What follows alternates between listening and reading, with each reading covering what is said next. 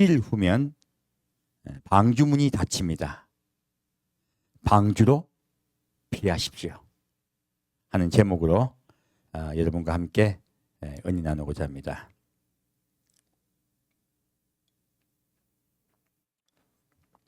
지난주에 메시지가 나가고 난 다음에 굉장히 조회수가 많았어요.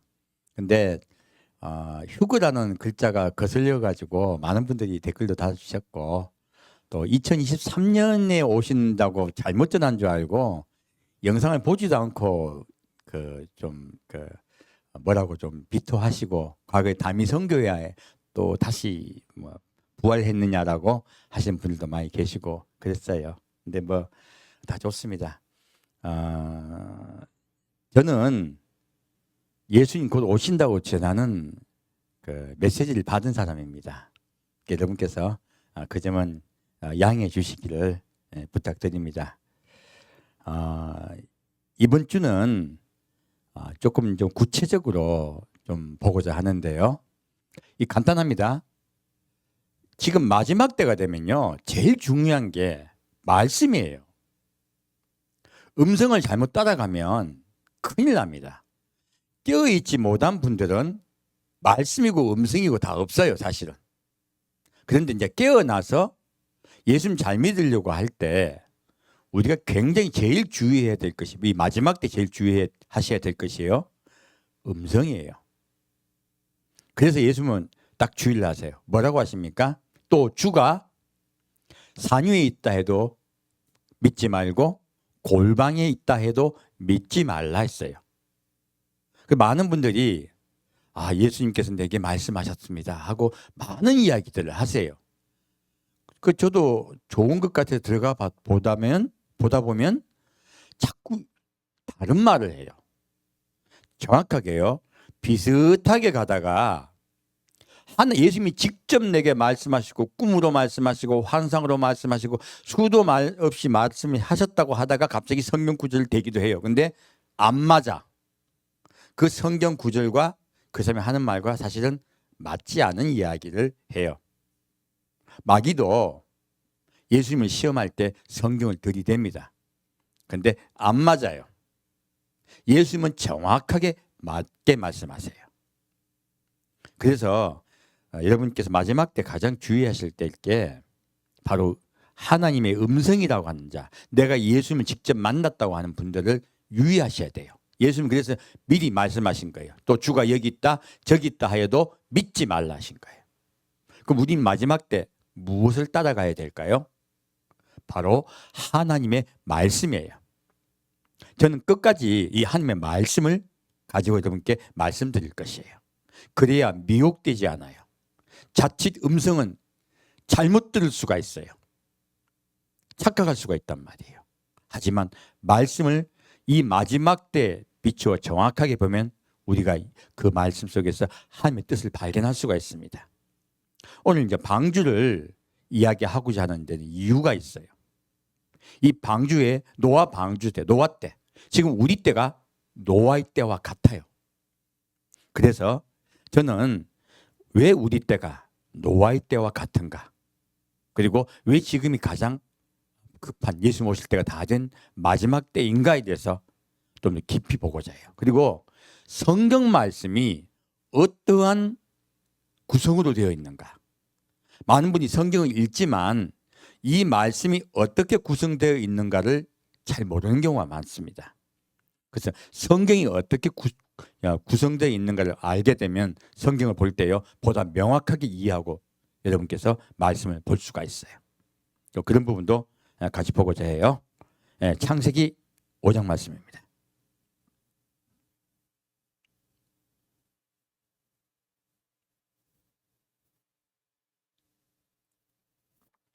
저기 물 좀 더 갖다 주실래요? 창세기 5장 21절부터 24절까지 같이 읽겠습니다.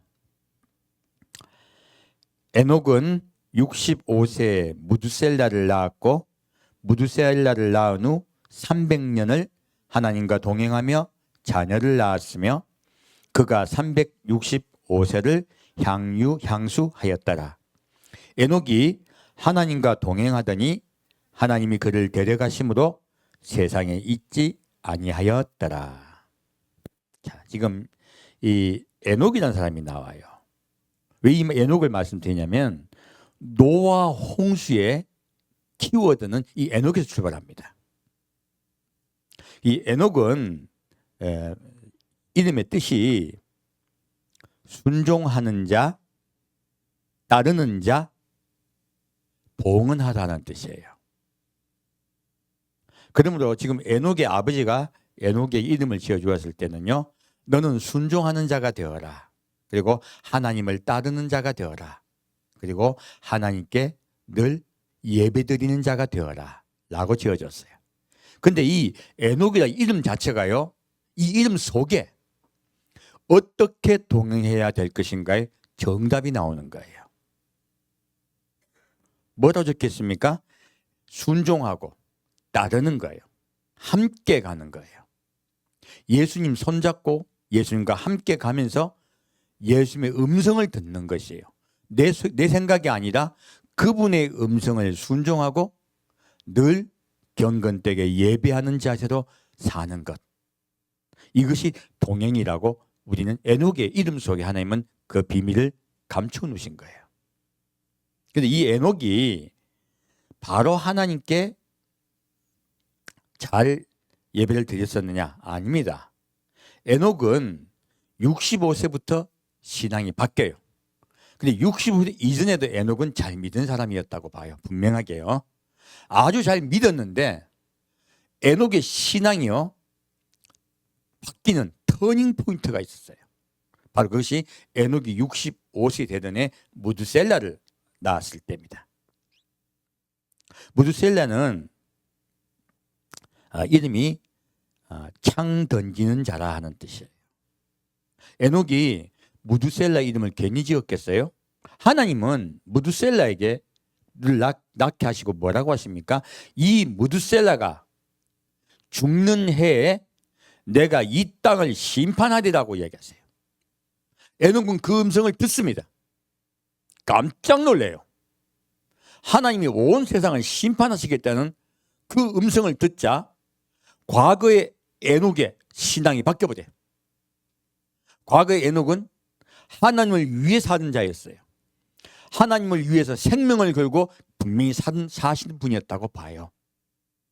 그런데 하나님이 내가 무드셀라가 죽는 그 해에 온 세상을 심판하겠다 하는 그 음성을 듣자 에녹은요 완전히 바뀝니다. 왜 그럴까요?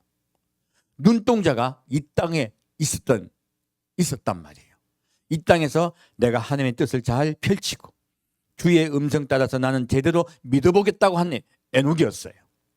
근데요 놀랍게도 에녹은요 하나님의 음성을 들었더니 하나님이 이 땅을 심판하시겠다는 음성을 들었어요. 그러므로 그때부터 에녹은 눈동자가 하늘나라 하나님께 초점이 맞춰진 것이에요. 그래서요 우리 그리스도인들이 하나님이 이 땅을 심판하신다고 하는 그 음성에 내가 믿어질 때 여러분 신앙이 바뀝니다. 그 전까지는 이 땅에서 내가 생명 걸고 예수를 위해 살겠다. 내게 재물이 생기면 내가 많은 사람을 전도하겠다. 그런 많은 분들이 주를 위한 열심을 가진 분들이 많이 있습니다. 하지만 진짜 신앙의 터닝 포인트는요 하나님이 이 땅을 심판하시겠다는 그 음성이 들릴 때예요. 그러면요 다른 모든 걸 접습니다. 에녹은 이때부터 하나님과 동행하기 시작해요. 그게 적혀 있죠. 무드셀라를 낳은 후 300년을 하나님과 동행하며 자녀를 낳았고 했어요.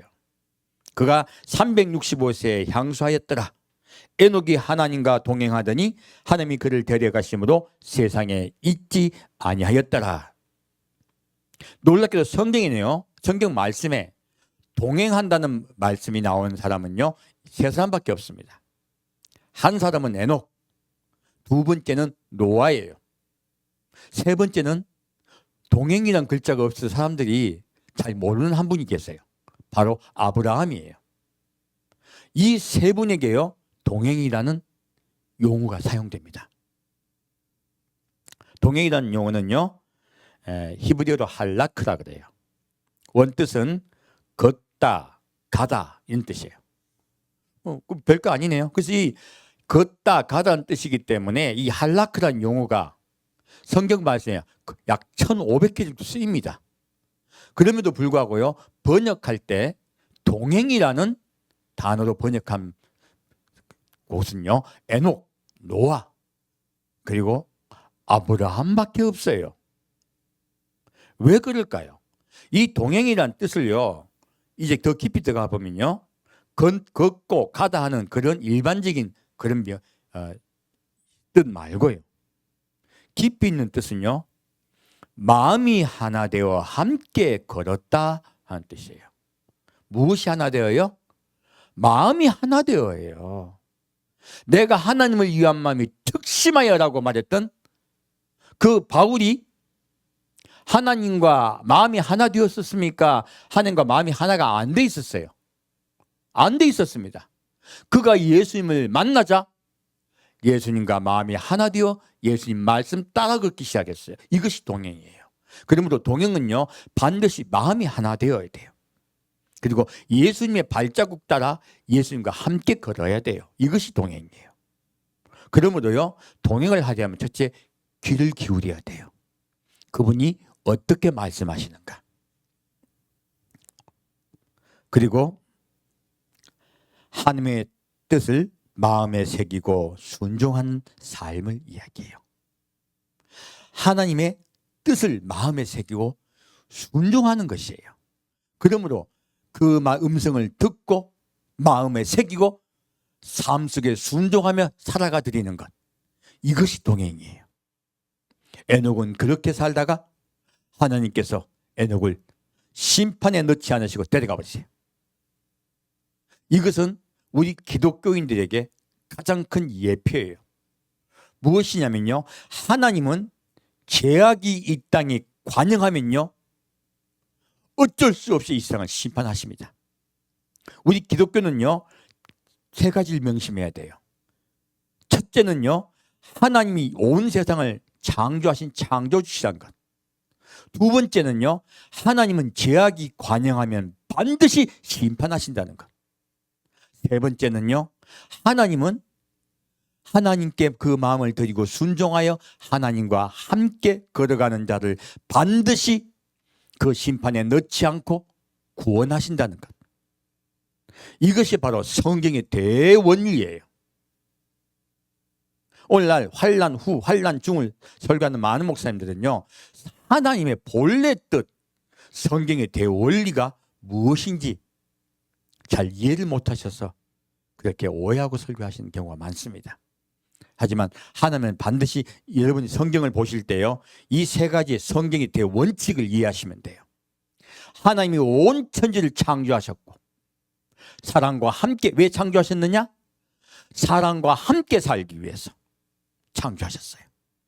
사람을 사랑하여 창조하셨어요. 두 번째요, 하나님은 하나님을 떠난 자들, 하나님과 동행이 끝난 자들이 온 땅에 가득 차버리면요, 심판하실 수밖에 없다는 것이에요. 세 번째요, 그렇게 온 세상을 심판하기 전에 하나님과 동행하는 자들은 그 심판에 들어가지 않고 반드시 하나님이 데려가신다는 거예요. 구원하신다는 것이에요. 이것이 바로 성경의 대원리입니다. 이것을 알면 여러분이 성경을 볼 때요, 절대 오해되지 않습니다. 무두셀라 이름이 왜 창던진지 아냐면, 그 당시에 족장들은 그 마을에 창을 가지고 있는 자였어요. 창을 지키고 그가 그 마을의 수령이란 뜻이에요. 그 마을이요, 전쟁이 나서 그 족장이 죽으면 그 마을은 몰살돼요. 그래서 무두셀라가 죽을 때 이 땅이 심판이 임한다는 뜻으로 무두셀라라고 지은 것이에요. 에녹은 이 아들의 이름을 지으면서 많은 사람이 하나님의 심판이 있다는 것을 알게 하려고 지은 것이에요, 사실은. 그러나 많은 사람은요, 이 에녹의 말을 듣지 않습니다. 다만 두 사람, 누굽니까? 노아만이 듣습니다. 그리고 말도 제가 두 사람을 한 것은 바로 아브라함에 대한 이야기예요. 이 자들만 에녹과 같이 하나님의 음성에 귀를 기울이고 동행하였더라 하는 것이에요. 자, 그러면 아브라함은 어떻게 그럼 동행했냐고요? 좀 말씀을 드릴게요. 아브라함은 창세기 17장에 보면 하나님이 아브라함에게 나타나세요. 그리고 뭐라고 말씀하시냐면 너는 내 앞에 행하여 완전하라 해요. 근데 내 앞에 행하여라고 할 때 이거 동행하여 그 뜻이에요.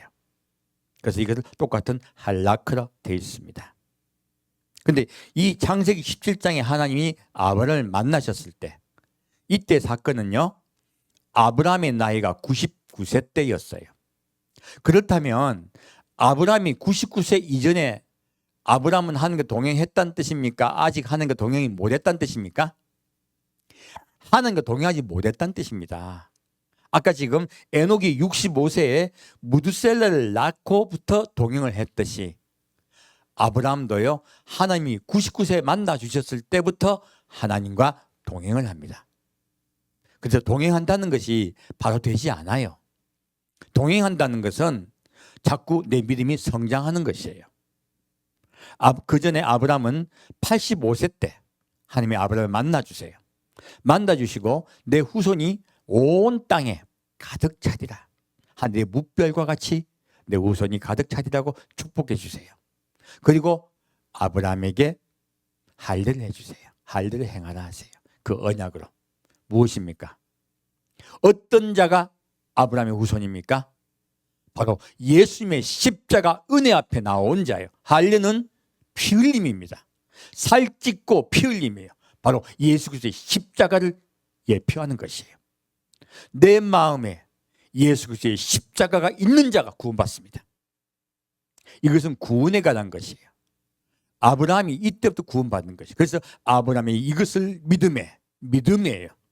예수님의 십자가를 믿음에 그것이 그의 의가 되었더래요. 그러면 우리 기독교는요, 예수를 믿음으로써 구원받는 종교입니다. 하지만 아브라함이 믿음이 금방 성장하지 못해요. 아브라함이 99세가 될 때까지 무려 14년이라는 세월이 흘러 아브라함이 믿음이 성장했을 때 하나님께서 아브라함에게 말씀하세요. 너는 내 앞에 행하여 완전하라라고 말씀하세요. 그리고 약속하세요. 무엇을 약속하세요? 이 아브라함에게 왜 동행하라 했을 때 또 다른 말씀이 있어요. 아까 에녹에게는 이 세상에 심판이 있을 것이라고 말씀하신 것과 똑같은 말씀을 하세요. 근데 전혀 반대 말씀이세요. 무엇이냐면 소망이에요. 너에게 이삭을 주겠다고 약속하세요. 아들을 주겠다고 약속하세요. 무엇입니까? 약속의 언약의 아들이에요. 바로 예수 그리스도예요. 하나님은 이미 이삭이 태어나기 전에 내가 언약의 아들을 내게 주겠다고 내 후손에게라고 말씀하셨어요. 단수로 말씀하셨습니다. 지금 이삭을 명년 이맘때 주겠다고 약속하시면서 뭐라고 말씀하셨냐면요, 가나안 땅을 내 후손에게 주겠다고 약속하세요. 바로 예수님이 가나안 땅의 주인이 돼서 온 세상을 다스릴 것을 약속하신 거예요. 놀랍게도 이 지금 아브라함과 언약한, 그리고 언약한 것은요, 예수님이 이 세상 온 세상을 다스리는 임금이 되실 거라는 그 언약이었어요. 반대 언약이죠. 아까 지금 에녹과 한 언약은요, 온상의 심판이에요. 바로 우리 이방인은 에녹의 신앙을 가져야 돼요. 우리 이방인은 에녹의 신앙을 가지고 하나님의 심판을 바라보고 그때부터 하나님과 동행할 수 있습니다. 아브라함은요, 하나님이 온 땅을 다스리는 후손을 주겠다는 그 언약을 받고 그때부터 하나님과 동행하게 돼요. 바로 이스라엘이에요. 이스라엘은 예수님이 오시는 걸 지금도 기다립니다. 예수님이 이 땅에 오셨을 때 이스라엘은 깨어날 것입니다. 그리고 그들이 하나님과 동행하는 민족이 될 것이에요.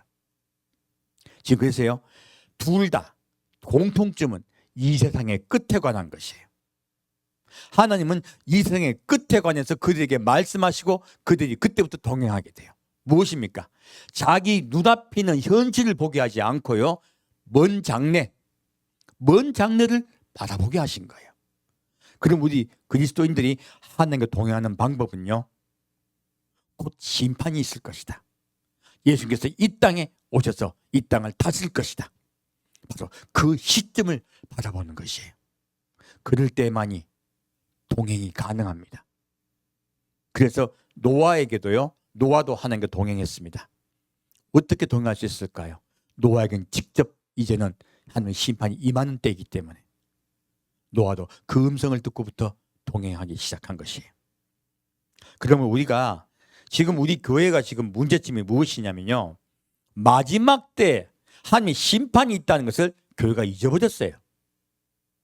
그리고 교회가 항상 주님은 우리에게 반드시 축복하시고 우리가 동행하시고 함께하시고 잘되게 하시는 분이라고 자꾸 이야기를 해요.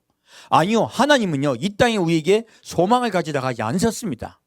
하나님은 그 나라의 소망을 가지라 하셨습니다. 너희는 복음과 함께 고난을 받으라고 말씀하셨어요. 오늘날 그 음성을 잊어버렸기 때문에 교회가요 세상과 전혀 구분이 안 가요. 우리가 그 나라를 바라보고 하나님의 심판을 바라볼 때 우리가 순종하며 주님의 음성에 귀를 기울이고 주님을 따라갈 줄 믿습니다. 우리 마음속에 있는 많은 욕심을 내려놓을 줄 믿습니다. 날마다 그분의 십자가 앞에 나아갈 줄 믿습니다. 마지막 때는 이 일을 우리가 해야 돼요. 이것이 원래 기독교의 원복음입니다. 그래서 여러분이 이제 우리는 부활절만 자꾸 기억을 해요. 아닙니다. 지금 아브라함과 동행할 때 말씀하셨듯이요, 예수님의 십자가 못 박혀 돌아가심을 이야기했을 때는 85세 때 아브라함이에요. 하지만 내가 이 땅을 다시 오시겠다, 이 땅을 심판하겠다고 약속하신 그 언약은요 언제입니까?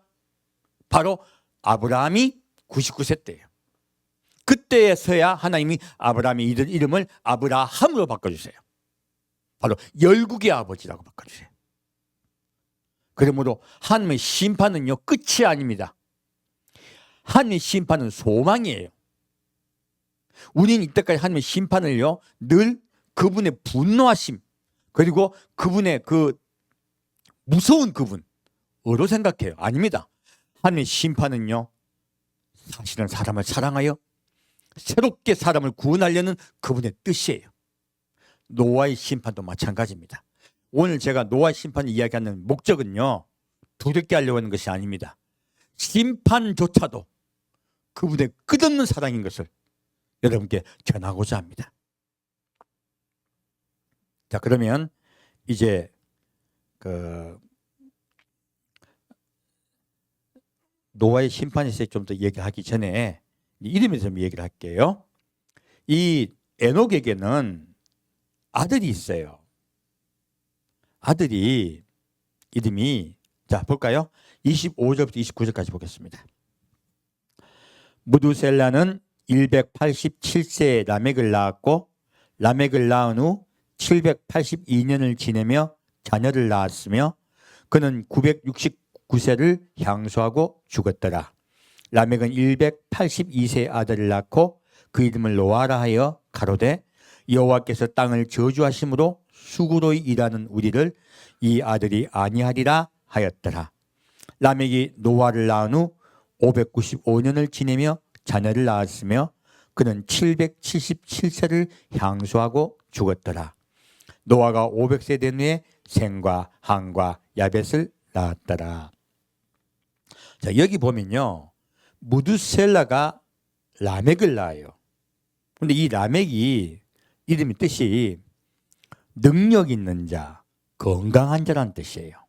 두 가지 뜻이 같이 있습니다. 왜 이 말씀을 드리냐면은 똑같은 이름이 창세기 4장에 나와요. 똑같은 이름이 나옵니다. 바로 에녹이라는 이름도 있고요. 그리고 라멕이라는 이름도 있어요. 바로 가인이요 자기 아들을 낳고 그 아들 이름을 에녹이라고 지었습니다. 놀랍게도 하나님이 우리 이제 가인이 살인했기 때문에 하나님이 가인에게 벌을 주셨다고만 생각해요. 아닙니다. 하나님은요, 놀랍게도 가인에게 벌을 주시면서 왜 벌을 주셨을까요? 그를 돌이키려고. 가인을 돌이켜 살리려고 가인을 땅에서 쫓아내신 거예요. 우리는 그 하나님의 사랑의 비밀을 몰라요. 가인은 그분의 사랑을 깨닫습니다.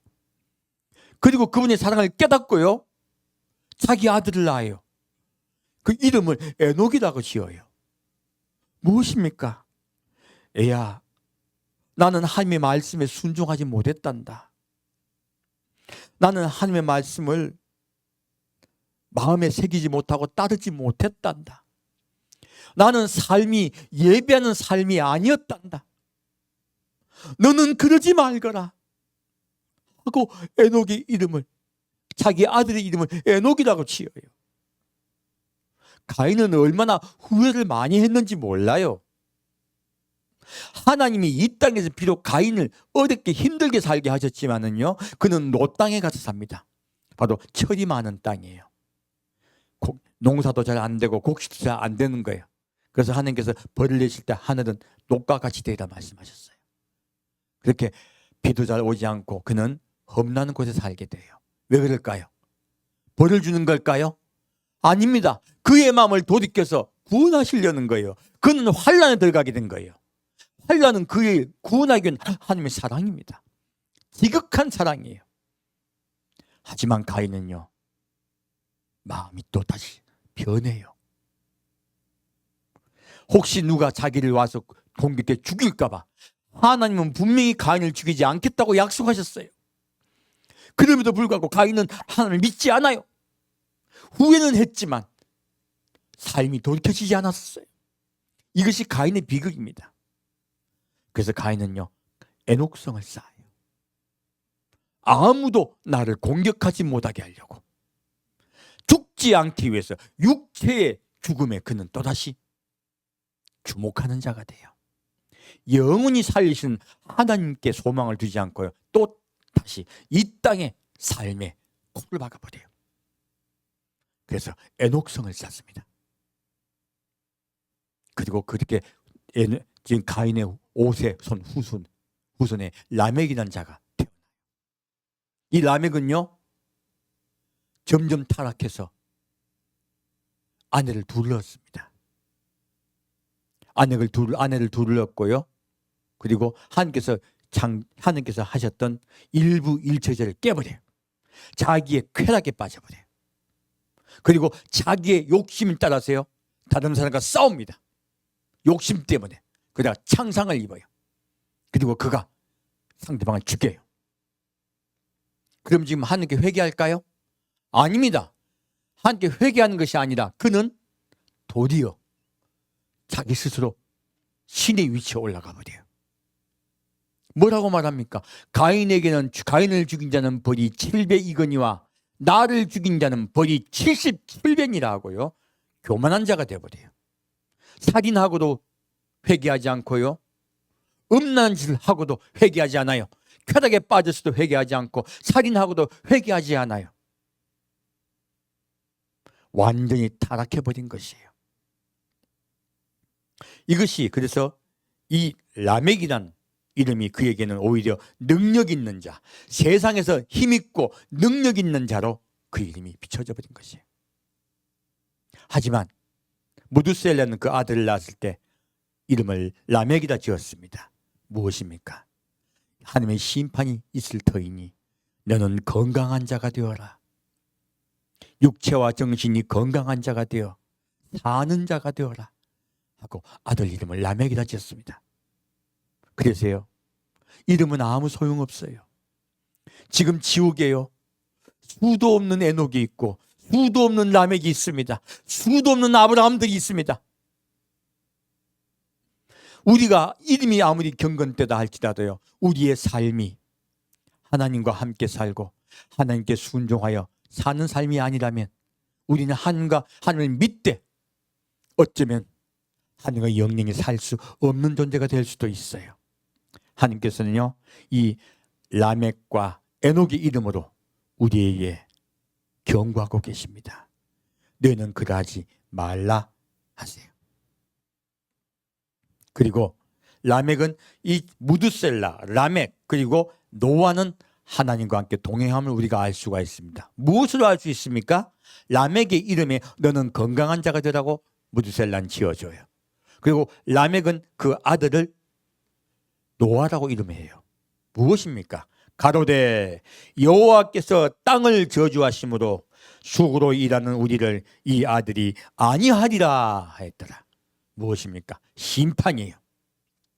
하나님의 심판이 있으되 우리가 하나님의 심판이 있다고 전하되 아무도 안 믿는다는 것이요, 아무도 믿지 않고 하나님과 동행하려 하지 않는다는 것이, 돌아오지 않는다는 것이에요. 그래서 라멕은 그것을 슬퍼하면서 이 아들이 우리에게 위로하리라, 위로해 주리라 하고 아들의 이름을 노아라 짓습니다. 수도 없는 자녀가 태어났지만 무드셀라에게도 그리고 에녹에게도 라멕에게도 수도 없는 자녀가 태어났지만 그들은 다 하나님과 동행하지 않아요.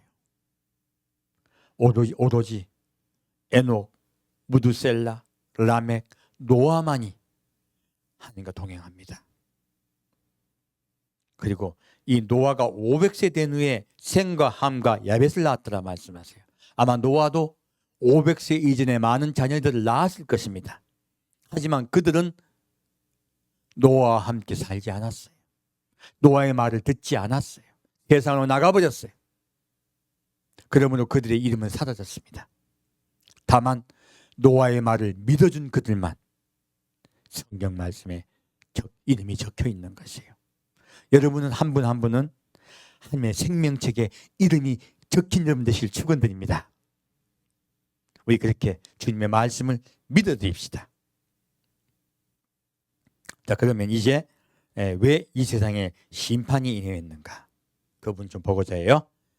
창세기 6장 5절부터 8절까지 같이 읽겠습니다. 여호와께서 사람의 죄악이 세상의 관영함과 그 마음의 생각의 모든 계획이 항상 악할 뿐임을 보시고 땅 위에 사람 지으셨음을 한탄하사 마음에 근심하시고 가라사대 나의 창조한 사람을 내가 지면에서 쓸어버리되 사람으로부터 육축과 기는 것과 공중의 새까지 그려하리니 이는 내가 그것을 지었음을 한탄함이니라 하시니라. 8절까지네요. 그러나 노아는 여호와께 은혜를 입었더라. 여기서 하나님이 이 땅을 왜 심판하시는가에 대해서 말씀을 하세요.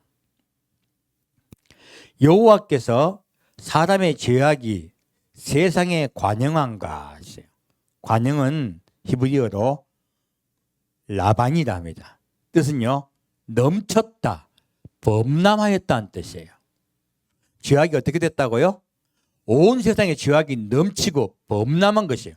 곧 죄가 노아의 홍수가 있기 전에 먼저 온 세상에 홍수와 같이 넘쳐버렸어요. 온 세상은 이미 홍수에 들어가 있었던 것이에요. 무슨 홍수입니까? 죄의 홍수예요. 이 관영하다는 뜻은요, 범람했다는 뜻인 것이에요. 그리고 하나님께서 땅 위에 사람 지었음을 한탄하사 했어요. 한탄하다는 히브리어로 나함이라 그래요. 뜻은요, 후회하다는 뜻이 강합니다. 뭐 하셨다고요? 후회하셨다는 뜻이에요. 내가 사람을 괜히 지었구나 하는 뜻이에요. 자, 이것으로 말씀드립니다. 말씀을 깊이 알게 되면요, 하나님이 일부러 아담을 죄를 짓게 하고 선악과를 주어 죄를 짓게 하고 온 세상이 죄가 관영케 해서 심판했다고 하는 것, 예정설은요, 성경을 왜곡하는 것이에요. 하나님은요, 사람이 죄악이 관영함에 땅을 칩니다. 후회하고요. 왜 내가 사람을 지었던가? 왜 내가 사람과 함께 살려고 사람을 만들었던가 하고 그분이 가슴을 쳐요. 성경의 예정론은요, 정면을 위배하는 말씀이에요. 전혀 틀린 거예요. 그래서요, 조그만 이론에 말씀이 들어가지 않습니다. 그분은 우리를 사랑해서 우리를 구원하려고 세상을 만드셨어요. 얼마나 땅을 치신지 몰라요. 근심하다는 뜻은요, 히브리어로 아차브라 합니다. 뜻은요, 격렬한 분노와 쓰라린 이루 헤아릴 수 없는 고통의 감정을 말하고 있어요. 하나님은 이 땅의 죄악이 관영함을 보고요, 후회하고, 사람 지었음을 후회하고 격렬하게 분노하면서 이루 헤아릴 수 없는 고통 때문에 가슴을 치세요. 얼마나 하나님이 마음이 격렬해졌는지 몰라요. 그것을 아차브라는 용어로 우리에게 말하고 있습니다. 그런데 노아는 하나님 앞에 은혜를 입었더라. 이 말씀이 소망이 돼요. 이게 우리가 이때 예정론으로 봐버리면 노아만이 선택을 받고 하나님께 은혜를 받은 걸로 생각해요. 그래서 많은 분들이 나는 선택 안 받았나? 나는 은혜를 안 입었나? 내 실컷 죄 짓다가 하나님께 선택받았으면 마지막 때 돌이킴을 받고 구원받을 거라 생각해요. 이건 착각이에요. 노아는 하나님께 은혜를 입었더라 이렇게 번역이 되어 있지만요, 원래 히브리의 말씀은 그 뜻이 아니에요. 이 원래 히브리 말씀 뜻은요, 노아가 하나님 앞에서 은혜를 찾았더라는 뜻이에요. 다른 모든 사람은요, 하나님 앞에 나오지 않았어요. 하나님이 계시면 알아요. 그들 다 알아요. 아까 지금 가인의 후손들도 다 하나님이 계신 걸 알듯이 그들도 다 하나님 계신 걸 알아요. 그런데요, 하나님을 무시해요. 말씀을 무시하고 하나님을 경멸해요. 찾지 않아요. 잊어버려요. 정확하게요, 잊어버려요. 하지만 노아는 하나님을 찾습니다. 그리고 그분의 은혜를 찾고 구해요. 딱 한 명이 하나님의 은혜를 찾았다는 거예요. 성경 그것을 말씀하고 있습니다.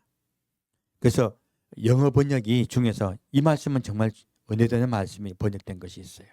뭐라고 말하고 있냐면, 노아는 하나님의 눈동자에서 은혜를 찾았더라. 놀라운 말씀이죠. 노아는요, 분노하신 그 하나님의 눈동자에 분노를 본 것이 아니에요. 사람을 너무너무 사랑하는 그분의 눈물을 본 것이에요. 사람을 구원하기를 원하는 그분의 지극한 끝없는 사랑을 본 것이에요. 얼마 전에 제가 이건 또 잘된 비유는 모르겠지만 비극적인 사건이 한번 있었어요. 얼마 전입니다. 누나와 남동생이 굉장히 사이가 안 좋았어요. 그래서 다투다가 남동생이 누나를 칼로 찔러 죽였어요. 법정에 이 재판을 받습니다. 그 어머니가 마지막 한 진술이 너무너무 가슴 아픈 진술이 있어요. 하나님의 마음인 것 같아서 제가 이렇게 말씀드립니다. 저는 가장 소중한 내 자녀를 잃었습니다. 그러나 그 자녀를 제 가슴에 묻습니다. 제 아들을 용서해 주십시오. 제 아들을 돌려주십시오. 하나님은요, 이 심정이신 거예요. 너희들이 나를 떠나서 그렇게 관영된 죄가 관영되어 가득 차버린 그 세상에 살면 너희는 심판받을 수밖에 없다. 너희는 구원받을 수가 없다. 가슴을 치는 거예요. 하지만 한 명 노아가 있구나. 내게 은혜를 구하고 내 눈동자에 사람을 사랑하는, 나의 사랑을 바라보는 한 명이 있구나. 나는 그 한 명을 통하여 이 세상을 다시 시작하리라. 이것이 하나님의 심판의 의미예요. 우리 이때까지 하나님의 분노만 생각했어요. 아니에요. 애끓는 그분의 사랑을 우리는 발견치 못한 것이에요. 다시 사람을 살리고 그들을 구원하여 그들이 내게 돌아오게 하겠다. 이것이 노아의 심판의 뜻이에요. 제가 이 말씀을 발견하고 하나님이 너무 좋더라고요. 하나님 믿을만 하더라고요. 얼마나 좋았는지 모릅니다.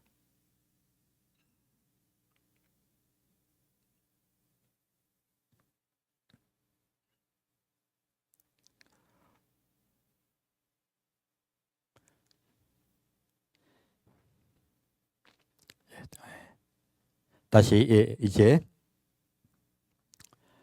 창세기 6장으로 넘어가겠습니다. 다시 14절부터 22절까지 가시겠습니다. 14절부터 20절까지 가시겠습니다.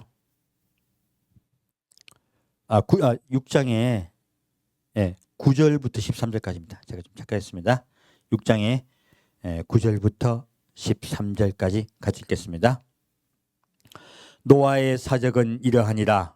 노아는 의인이요 당세의 완전한 자라.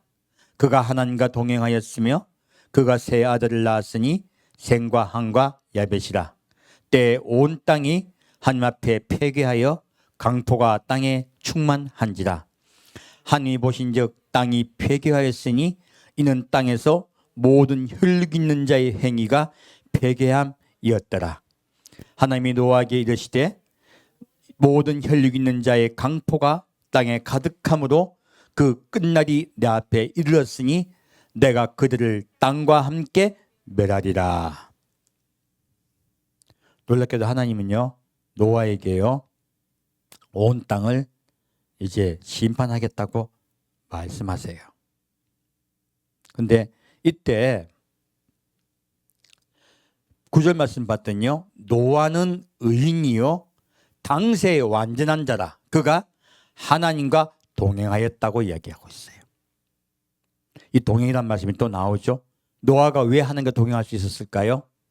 이 땅에 하나님의 심판이 임할 것을 그는 깨닫고요 하나님 눈동자에 반드시 구원하려는 은혜를 발견합니다. 그때 하나님의 사랑을 발견해요. 하나님은 그 노아를 기뻐하세요. 그리고 노아를 통하여 온 세상을 구원하려고 하십니다. 하지만 노아가 방주를 지을 동안 한 명도 돌아오지 않아요. 단 3명. 햄과 셈과 함과 야벳 이 세 자녀와 그리고 며느리들만 믿고 따라와요. 이것은 하나님이 심판이 일부러 있다는 것이 아니에요. 하나님은 구원하려고 외치게 합니다. 방주를 짓게 해요. 하지만 아무도 그 노아의 음성에 귀를 기울이지 않아요. 여기서 하나님께서요 의인이라는 뜻은요 우리가 생각하는 그런 온전히 온전한 자라는 뜻이 아닙니다. 의인은 히브리어로 차다크라 그래요. 뜻은요 의롭게 살려고 애를 쓰다 하는 뜻이에요. 여러분 잘 믿으려고 애를 쓰시죠? 그러면 여러분은 의인 될 수 있는 자격이 있는 것이에요. 하나님은 온전한 걸 원하지 않습니다. 아브라함도 99세에 가서야 온전하다 하신 거예요. 처음엔 85세에 십자가로 출발하여 99세가 되었을 때부터 하나님께서 완전하라고 말씀하세요. 믿음이 성장되라 하신 거예요. 지금도 마찬가지로 의인은 의롭게 살려고 애를 쓴다는 뜻이에요. 두 번째는요 관계가 올바르다 하는 것이에요. 놀랍게도 하나님과 동행하는 자, 그 음성에 귀를 기울이고 순종하려고 애쓰는 자가 바로 의인이라는 뜻이에요. 관계가 올바르다 하는 뜻이에요. 우리 하나님과 관계를 올바르게 합시다. 그래서 첫 출발은 예수님의 십자가를 믿는 것이 이것을 그의 의라 여기셨어요. 그러므로 아브라함이 하나님과 잘 믿어보려고 애를 썼죠. 그때요. 그때 그걸 인정해 주세요. 그래서 의인은 단계가 있습니다. 첫 번째는 십자가의 사랑을 믿고 그 사랑 앞에 회개 자복하는 단계, 첫 단계. 두 번째 단계는 하나님과 관계가 온전해지기를 원하는 단계, 바로 동행하는 단계예요. 그것을 의인이라고 합니다. 그리고 완전하다는 뜻은요, 탐임이라 그래요. 히브리어로 뜻은요, 성실한, 진실한, 겉과 속이 같으이라는 뜻이에요. 우리 성실한 걸 누굴 성실하다 합니까? 예, 하겠습니다 하면 열심히 하는 분을 성실하다 그러거든요. 입으로 하겠다 놓고 안 해놓으면 이거 뭐예요? 불성실한 거죠. 그래서 열심히 내가 최선을 다하는 것을 보고 성실하다 그래요. 다 이루었다, 안 이루었다, 결과가 아니에요. 마음이에요, 마음. 그리고 행동하는 것이죠. 마음을 그렇게 먹고 행동을 그렇게 할 때 주님은 완전하다고 말씀해 주세요. 우리 사람은 완전할 수 없습니다. 내가 겉과 속을 같아서 완전하게 해드릴 때, 해드리고 노력을 할 때 이것을 완전하다고 말씀하세요. 그리고 또 탐임은 또 더 깊은 뜻이 있습니다. 바로 예수님이에요. 예수님은 온전하신 분이시죠. 그래서 내가 온전한 같이 너희도 온전하라 할 때 그 쓰이는 용어가 탐임이에요. 무엇이냐면요, 흠없는 온전한 제물이란 뜻이에요. 바로 예수님이 흠없는 온전한 제물이세요. 그분은 흠없는 온전한 제물 되셨어요. 그래서 이렇게 온전하다는 뜻이, 그 뜻이 있습니다. 그리고 놀랍게도요, 흠없는 아름다움이라는 뜻도 있어요. 바로 여러분 잘 아는 욥. 욥도 당시에 의인이라 말했죠. 온전한 자, 완전한 자라 했어요. 이 욥도요, 흠없이 아름다운 자라고 하나님께서 말씀하세요. 그리고 술람이 여인, 놀랍게도요, 야곱에게도 이 탐임이라고 말씀하셨어요. 우리 때까지 야곱에 대해서는 굉장히 야가 빠지고 여우 같은 놈이라고 우리 보통 배웠었잖아요. 근데 이건 히브리 원어를 몰라서 얘기하는 것이에요. 야곱은 장막에 거하고 그리고 그가 탐임한 자라고 말하고 있어요. 바로 조용한 자라고 얘기 나와 있죠. 근데 그 뜻이 탐임이라 말합니다. 무엇입니까? 흠없이 아름답고 나무랄 데 없는 자란 뜻이에요. 바로 야곱은 어머니의 말을 순종하였습니다. 믿음 안에 살려고 하나님을 가장 잘 믿어보려고 최선을 다했어요. 그래서 하나님이 야곱을 사랑하세요. 야곱은요, 사랑받을 만한 분입니다. 그래서 여기서 이제 하나님이 땅이 폐괴했다 말씀하셨죠. 이 폐괴는요, 히브리어로 사트라 합니다. 뜻은 부패하다, 파멸하다, 더럽히다는 뜻이에요. 그러면 하나님이요, 이 땅을 심판하는 것은, 이 땅이 어떻게 된 것이에요? 부패하고 완전히 파멸됐다는 거예요. 완전히 더럽혀졌다는 것이에요. 그러므로 이 땅을 회복할 방법이 없는 거예요. 이 땅을 회복할 방법이 없기 때문에 심판이 임한 거예요. 그래서 하나님이 땅의 죄가 범람하고 꽉 찰 때 심판하세요. 어쩔 수 없이. 심판은요, 하나님이 땅의 죄가 관영할 때 심판하십니다. 그래서 가나안 땅의 죄가 관영할 때까지 하나님께서 기다리라고 하세요. 아브라함에게도. 이 땅의 죄가 완전히 관영됐을 때 하나님 이 땅을 할 수 없이 심판하십니다. 지금 우리 때가 그때예요. 우리 때가 마지막 때인 것이에요. 죄가 관영된 때예요. 증거가 무엇이냐고요? 이때까지 온 세상에요, 동성애가 이렇게 판을 친 적이 없습니다. 온 세상이 동성애를 법제화하고요, 그리고 동성애를 오히려 반대하는 자들을 오히려 벌을 줘요. 반대하는 말을 하면 안 돼요. 교회조차 타락해서 동성애를 받아들여요. 기독교 역사상, 온 세상의 역사상 이런 때가 없었습니다. 이게 죄가 관영되는 것이에요. 그러므로 하나님은 심판하지 않을 수 없어요. 또 우리 때도요, 20대들은 80%가 아예 종교가 없습니다. 하나님과 아예 무관심해요. 무관심해요. 바로 노아 때 그랬습니다. 하나님과 무관심했듯이 무관심한 때예요. 단 몇 명만 하나님께 관심을 기울여요. 소수만이요. 바로 이 땅에요, 죄가 관영한 때라는 거예요. 회개했다는 거예요. 바로 온전히 땅이 썩었고요, 부패해서 더럽혀져서 더 이상 손볼 수가 없는 것이에요. 그래서 하나님은 어쩔 수 없이 세상을 심판하십니다. 그리고 강포가라고 말씀하세요. 뭐라고 하시면 혈육 있는 자의 강포가 땅에 가득했다고 말씀하세요. 이 강포를 히브리어로 하마스라 합니다. 폐기를 설명하는 것이에요. 뜻은요, 사나움, 폭행, 강간이라는 뜻이에요. 놀랍게도 노아의 때는 우리가 생각했던 것보다 훨씬 더 타락했던 때예요. 폭력이 난무했던 때예요.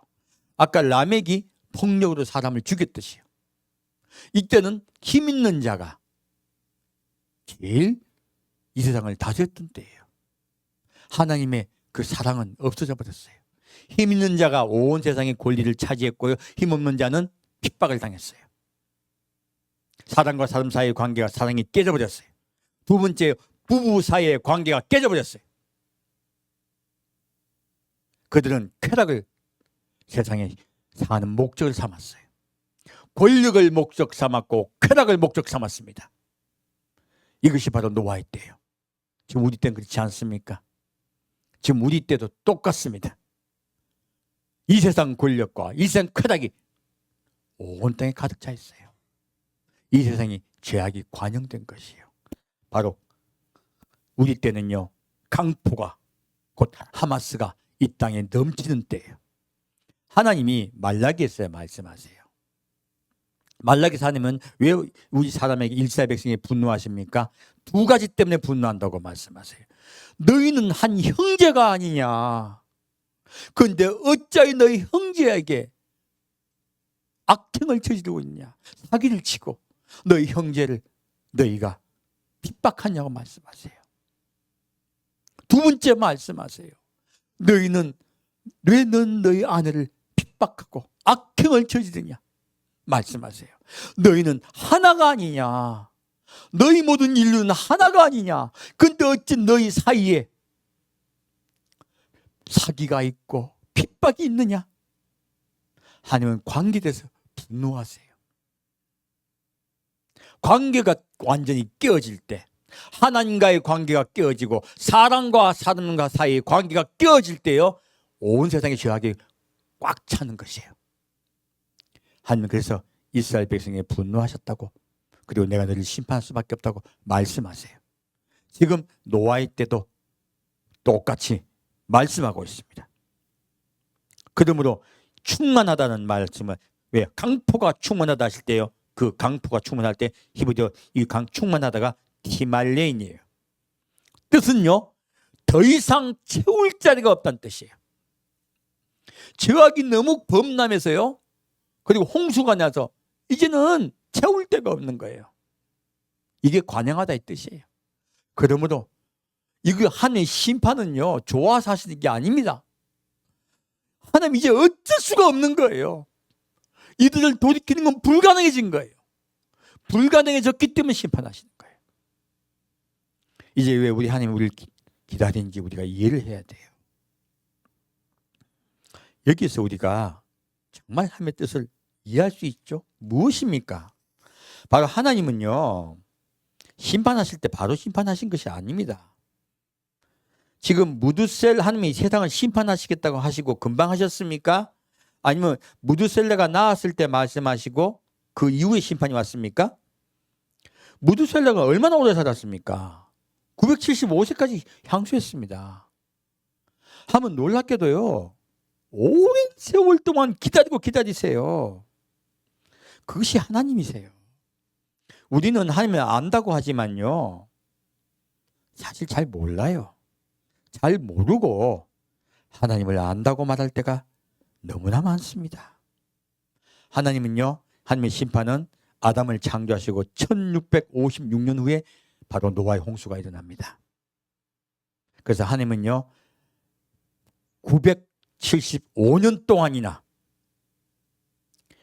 처음에 에녹을 통하여, 무드셀을 통하여, 라멕을 통하여, 노아를 통하여 계속 하나님은 이 땅을 심판하신다고 외치게 하셨어요. 그러나 한 명도 돌이키지 않습니다. 이것이 우리 마지막 때 비극이에요. 우리 때도 마찬가지입니다. 그래서 하나님께서는 노아에게 이제 말씀하세요. 무엇입니까? 방주를 지으라 라고 말씀하세요. 자, 이제 14절부터 22절까지 같이 읽겠습니다. 너는 잣나무로 너를 위하여 방주를 짓되 그 안에 간들을 막고 역청으로 그 안팎을 치나다. 그 방주의 제도는 이러하니 장이 300규빗, 광이 50규빗, 고가 30규빗이며 거기 창을 내되 위에서부터 한 규빗에 내고 그 문은 옆으로 내고 상중하 3층으로 할지니라. 내가 홍수를 땅에 일으켜 무릇 생명의 기식 있는 육체를 천하에서 멸절하리니 땅에 있는 자가 다 죽으리라. 그러나 너와는 내가 내 언약을 세우리니 너는 내 아들들과 내 아내와 내 자녀들과 함께 그 방주로 들어가고 혈육 있는 모든 생물을 너는 각기 암수 한 싹씩 방주로 이끌어들여 너와 함께 생명을 보존케 하되 새가 그 종류대로 육축이 그 종류대로 땅에 기는 그 모든 것이 그 종류대로 각기 둘씩 내게로 나오리니 그 생명을 보존케 하라. 너는 먹을 모든 식물을 내게로 가져다가 저축하라. 이것이 너와 그들의 식물이 되리라. 노아가 그와 같이 하되 하나님이 자기에게 명하신 대로 다 준행하였더라. 아멘. 드디어 하나님은요 노아에게요 방주를 지으라고 해요. 이 방주는요 히브리어로 테바라입니다. 뜻은 우리가 알고 있는 배가 아니에요. 자, 방주는 배가 아닙니다. 방주의 뜻은요 상자, 궤라는 뜻이에요. 뭐라고요? 상자, 궤라는 뜻이에요. 그러므로 배를 지은 것이 아니고 상자를 지은 거예요. 자, 이 상자를 지어놓으면 이 상자는 자, 내가 원하는 대로 떠내려 갑니까? 지 멋대로 떠내갑니까? 지 멋대로 떠내갑니다. 무엇입니까? 하나님이 인도하신 대로 떠내려가는 상자를 만들려 하신 거예요. 노아의 방주는 배가 아닙니다. 하나님이 인도하신 대로 떠올라 하는 뜻대로 인도받는 상자를 만들라는 뜻이에요. 이 상자는요 2번 더 만들어집니다. 방주가 한 번만 만드신 게 아니에요. 2번 더 만들어집니다. 첫 번째는요 모세 때예요. 모세가 태어나가지고 목소리가 나가자 모세 엄마가 요게벳이 뭐답니까?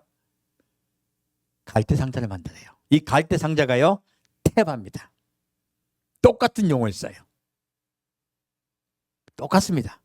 이 지금 방주에 무엇을 칠합니까? 안팎으로 역청을 칠하죠. 이 모세의 갈대 상자도요 역청을 칠합니다. 그리고 거기에 모세를 넣고 하나님께서 원하신 대로 인도해 주기를 기도하고 떠내보내죠. 똑같은 사건이에요. 또 한 번 이 테바가 나타납니다. 언제일까요? 법궤입니다. 이 법궤는 다른 용어를 씁니다. 하지만 똑같은 용어, 맞뜻이에요. 사과, 능금, 밀등 똑같이요. 그게 상자라는 뜻이에요. 하나님은 노아의 방주를 우리 인류에게 3번 만들게 하신 거예요. 첫 번째는 노아의 방주고, 두 번째는 모세 때 모세가 떠내려가는 것이고, 세 번째는 법궤예요. 무엇일까요? 바로 예수 그리스도예요. 이 셋 다 예수 그리스도를 예표합니다. 우리를 구원하실 때 어떻게 구원하시는가에 대해서요 사람들이 의심해. 노아의 방주는 노아 때 끝난 줄 알아요. 하나님의 구원의 원칙은 똑같습니다. 노아의 때나 지금도 똑같습니다. 하나님은 변하지 않으세요. 그러면 모세 때 어떻게 했냐고요? 모세가 태어날 때 무엇입니까? 내가 모세를 통하여 이스라엘 백성을 구원할 것이다예요. 그래서 모세 너는 이스라엘 백성을 모두 어디에요? 너의 방주 안으로 넣으라 하는 거예요. 이스라엘 백성 모두 모세의 뜻대로 방주 안으로 들어가라는 뜻이에요. 이 어린아이지만 하나님은 모세를 이스라엘 백성을 구원하기 위해서 모세를 낳게 했다고 말씀하고 계세요. 바로 이스라엘 백성을 애굽에서 구원하기 위해서 갈대 상자를 만드신 거예요. 너희는 모세의 말을 들으라 하는 거예요. 모세가 뭐라 합니까? 내 후에 나와 같은 선지자가 날 것이니 너희는 그의 말을 들으라. 또 말하죠. 예수님을 말하고 있죠. 똑같은 일이에요. 바로 이 모세 갈대 상자도 노아의 방주와 똑같습니다. 그리고 역청을 칠하게 해요. 이 역청이요, 우리가 생각하는 것 전혀 다른 것이에요. 볼까요? 노아의 방주는요, 길이가 약 한 155m입니다. 너비가 26m고요. 높이가 16m예요. 굉장히 높죠. 높고 넓어요. 자, 제가 한번 사진을 준비했는데요. 미국에 노아의 방주를 그대로 재현해서 만드신 분이 계세요. 한번 보여주세요. 노아의 방주 배 좀 보여주세요. 네.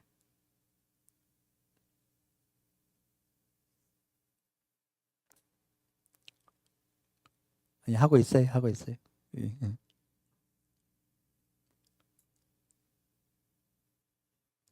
이 노아의 방주 배가요, 특징이 있는데요. 네. 여러분, 노아의 방주 버전 잘못된 그림을 보면 창이 중간에 있는 그 모형도가 있죠. 그 틀린 거예요. 노아의 방주는요, 정확하게 창이 없습니다. 창이 없습니다. 창이 어디 있냐면 저 천정에 있어요. 천정이 있어가지고 지금 성경 말씀 나와있죠. 창을 내되 위에서부터 한 규빗, 물론 높이에서 제일 끝 천장에서요 한 규빗, 곧 한 50.5cm예요. 이렇게 조금 더 올려갖고 창을 만들라는 거예요. 그러면 창이 위에 있고요, 옆으로는 숨구멍이 있어. 숨을 쉬어야 될 거 아니에요. 옆으로는 숨구멍이 있고 위로 이렇게 올릴 수 있는 창밖에 없어요. 창밖이 보입니까? 안 보입니까?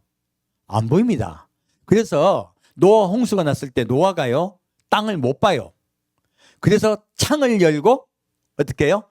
새를 날려보내요. 그래서 땅이 어떻게 됐나 확인해요. 노아가 직접 볼 수 있는 창이 없어요. 노아는 오로지 하늘밖에 못 봅니다. 그래서 새를 날려보낸 것이에요. 그래서 이제 이거 보여드린 거예요. 근데 이것도 제가 보기에는 좀 더 예쁜 배 모양으로 만드는데 실제로는 아마 딱 괴로 만들었다고 봐요. 저렇게 매끈하지 않고요, 네모딱하게 지은 거로. 저는 성경 말씀 봤을 때 그게 더 맞습니다. 근데 이걸 보여드리는 거는 창 때문에 그래. 뒤에 사진 보여주세요. 무지개. 여러분 저기 쌍무지개 떠 있죠? 또 뒤에 사진 또 보여주세요. 밑에 사진. 네.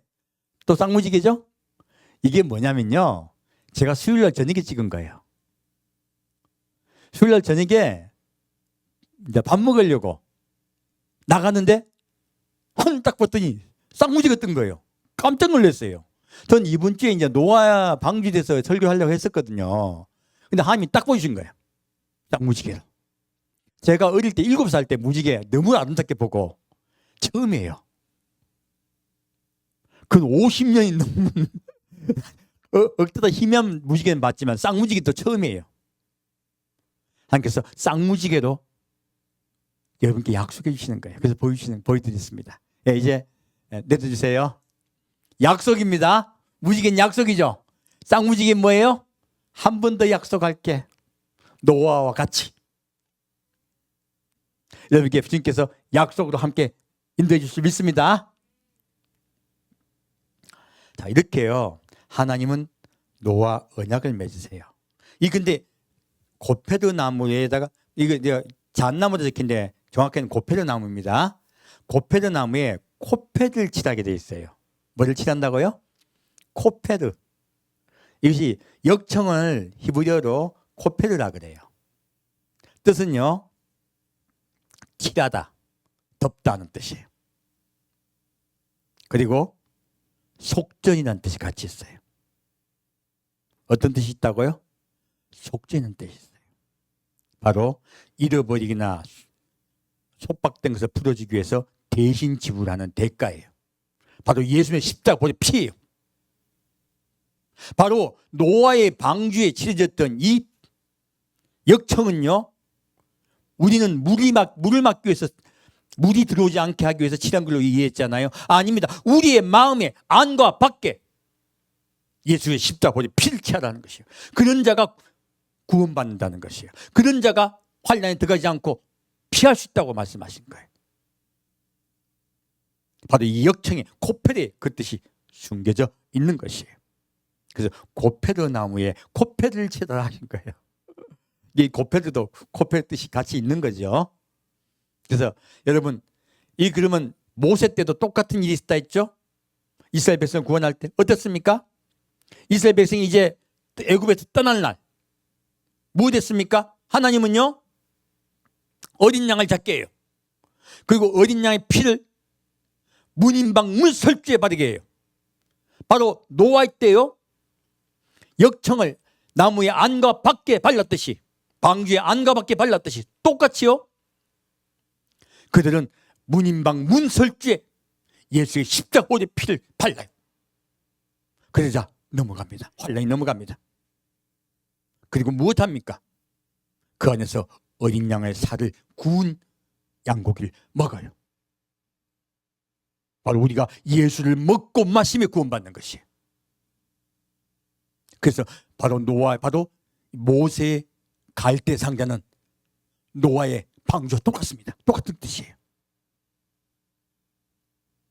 세 번째 무엇일까요? 법궤예요. 하나님은 그리 이스라엘 백성을 구원하시자 그들이 이제 세례를 받습니다. 십자가의 피로 그들이 은혜를 받고 구원을 받아요. 그리고 홍해를 건너 곧 물세례를 받고, 그리고 시내에서 하나님을 만나 뵈어요. 하나님을 만나 뵐 때 하나님이 법궤를 만들라 하세요. 무엇입니까? 그 법궤 안에 무엇이 들어갑니까? 언약의 십계명 두 돌이 들어갑니다. 만약에 만나하고 아론이 쌍난 지팡이 이야기하는데 더 정확하게 성경을 들어가 보면요, 이 만나와 아론의 쌍난 지팡이는요, 법궤 안에 있지 않습니다. 사실은 뒤쪽에는 법궤 안에 있다는 것은 지성소 안에 있다는 뜻이에요. 지성소의 법궤 앞에 있습니다.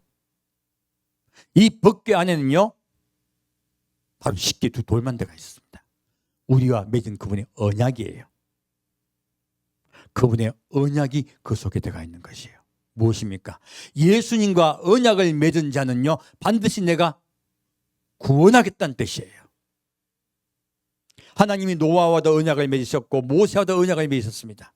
그리고 우리와 다시 언약을 맺으시는 거예요. 너희가 나와 언약을 맺고 그 언약을 마음에 나의 말을 듣고 그 말을 마음에 새기고 그리고 순종하여 동행하여 사는 자는 반드시 구원하겠다. 이것이 법궤예요. 우리 시대는요, 그 법궤 방주에 들어가셔야 돼요. 그런 자는요, 이 세상에 심판에 들어가지 않습니다. 바로 그분의 구원에 들어가는 것이에요. 그래서 오늘 제목이 무엇입니까? 노아의 방주에 들어갑시다. 지금은 마지막 때입니다. 하나님의 심판이 눈앞에 있습니다. 볼까요? 창세기 7장 맞습니다.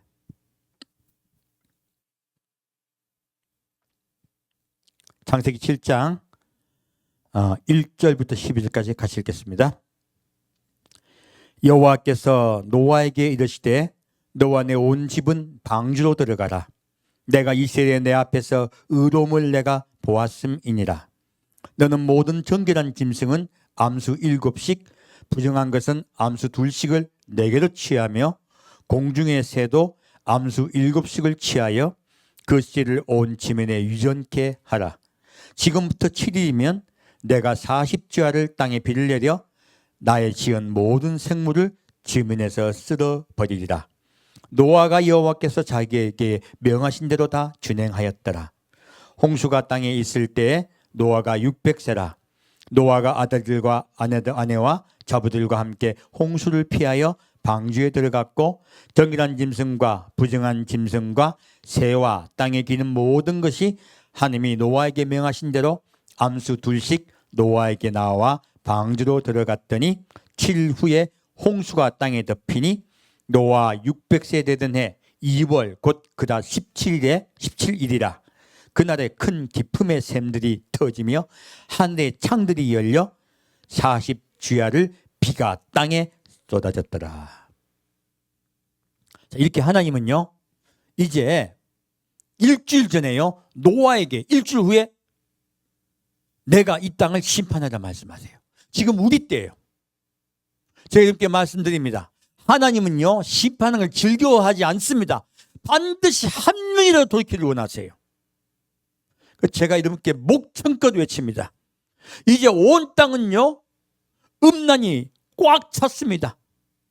죄가 관영하고 있습니다. 하나님은 폐기한 이 땅을 심판할 수밖에 없어요. 그러나 하나님은요 한 명이라도 구원하려 하십니다. 한 명이라도 더 노아의 방주에 들어오라 하십니다. 노아 때는 사람들이 말을 듣지 않아요. 그래서 하나님은요 할 수 없이 짐승들을 구원하십니다. 우리 때는요 사람을 구원할 줄 믿습니다. 어떤 자입니까? 잘 믿는 자입니까? 아닙니다. 못 믿어도 돼요. 심판이 있음을 깨닫고요 하나님께 하나님 내가 죄를 지었습니다. 용서해 주옵소서. 나오는 자도 하나님께서 반드시 구원하겠다 약속하십니다. 이게 뭡니까? 부정한 짐승이에요. 정한 짐승만 구원받습니까? 부정한 짐승도 구원받습니까? 부정한 짐승도 구원받습니다. 정한 짐승도 구원받습니다. 그리고 하나님께 쓰임받는 노아와 그 7 가족도 구원받습니다. 무엇입니까? 노아 7 가족은요 우리 시대에 돌아오라고 외친 자들이에요. 정한 짐승은요 하나님께 정결하게 살려고 노력하는 자들이에요. 그리고 부정한 짐승은요 이때까지는 잘못 살았어. 하지만 이제부터는 잘 살겠습니다. 이제 제대로 믿겠다고 작정한 분들이에요. 하나님은 이 마지막 때 여러분께 외칩니다. 살리려고 말씀하세요. 노아의 방주로 들어가라. 이제 7일밖에 남지 않았다. 말씀하고 말씀하세요. 살리기 위해서. 여러분 부정해도 괜찮습니다. 주의 방주로 돌아갑시다. 들어갑시다. 하나님 반드시 살리겠다고 약속하고 계세요. 그래서 노아의 방주가 3층이야. 무슨 이상한 소리 많이 하는데요. 그런 거 아니고요. 하늘이 3천층이고 3천층은요 이 땅의 하늘이 첫 층이고요. 공중이 둘째 층이고요. 그리고 천국이 3천층이에요. 하나님이 그 공간 개념을 말씀하신 것이지 천국이 3천층으로 되어 있다고 말씀하신 게 아니에요. 노아의 방주가 3층이 되어 있는 것은요 부정한 짐승도 첫째 1층이죠. 정한 짐승 2층입니다. 그리고 하나님의 말씀을 외치는 자 3층입니다. 주의 종 그리고 그 말씀을 따르는 자 2층 그리고 마지막에 겨우 돌이켜 하나님께 목을 내놓는 자 목숨을 내놓는 자 3층입니다. 함께 동행하지 못했던 자들이에요. 사실 노아의 방주 우리 때 이야기예요. 이 3층은요 지금 우리 때도 그래도 예언이 실천됩니다. 무엇입니까? 첫째요 하나님의 음성에 귀를 기울이고 하나님께 나온 자들 그들 먼저 데려가세요. 이것이 데려가는 사건이야. 그것이 정한 자와 그 외친 자 종들과 그리고 정한 짐승들이에요. 그 밑에 부정한 짐승은 어떻게 할까요? 그래도 하나님께서 그들을 심판하기 즐겨하지 않습니다. 그래서 하나님 예수를 믿음으로 그리스도를 믿음으로 생명을 걸 때요 그래 그들이 목배임 당하여 순교당합니다. 그렇게 구원하세요. 그래서 하나님은 그것을 우리에게 알게 하시기 위해서 3천층으로 말씀하신 거예요. 노아의 방주에는요 바로 마지막 때 사람을 어떻게 구원하실 것인가에 대한 하나님의 계획이 숨어 있는 것이에요.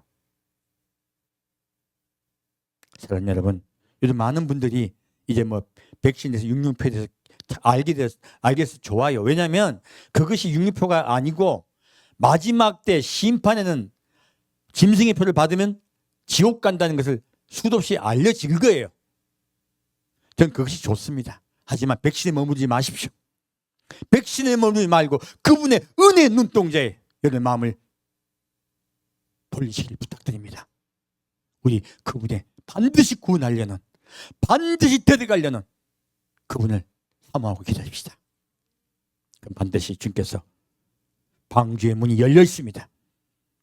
그분께 그 방주 안에 들어갑시다. 잘 예비해서 산 예수님 만납시다. 함께 되겠습니다. 사랑하는 주님, 오늘 주님께서 노아의 방주를 통하여 우리에게 말씀해 주시니 감사합니다. 우리가 마음을 기울여서 주님의 심판에 우리가 온전히 마음을 뺏겨서 온전히 이제부터는 세상의 모든 걸 끊어버리고 우리 마음을 하나님 아버지의 나라에, 주님의 구원에 온전히 우리 마음을 다하여 주님과 동행하는 우리 성도 되게 아버지 역사하여 주옵소서.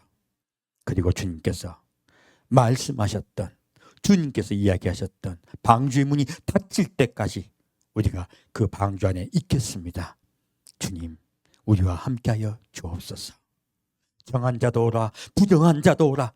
주님께서 말씀하셨으니 그 말씀을 믿고 주님께 나오는 우리 성도 되게 아버지 역사하여 주옵소서. 주 예수 그리스도의 이름으로 기도합니다.